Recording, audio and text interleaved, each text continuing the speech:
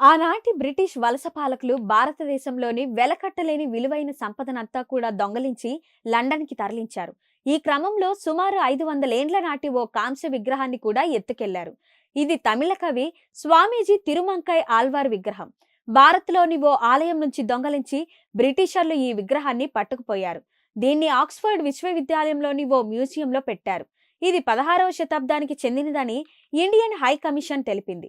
అయితే ప్రస్తుతం ఈ విగ్రహాన్ని ఆక్స్ఫర్డ్ యూనివర్సిటీ తిరిగి భారత్‌కు పంపనుంది.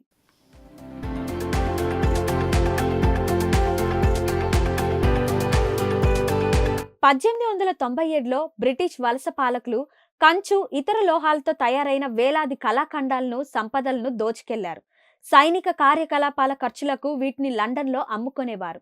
ప్రపంచంలోనే అతిపెద్ద కట్ జెమ్స్‌లో ఒకటైన మన భారతీయ కోహినూరు వజ్రం కూడా బ్రిటిషర్ల వద్దే ఉంది. ఆంగ్లో సిక్కు యుద్ధంలో గెలిచిన ఈస్ట్ ఇండియా కంపెనీ పంజాబ్ నుంచి కోహినూరు వజ్రాన్ని ఎత్తుకెళ్లింది.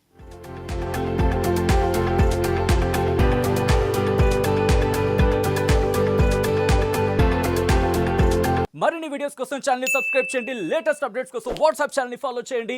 అండ్ లింక్ డిస్క్రిప్షన్ లో ఉంది.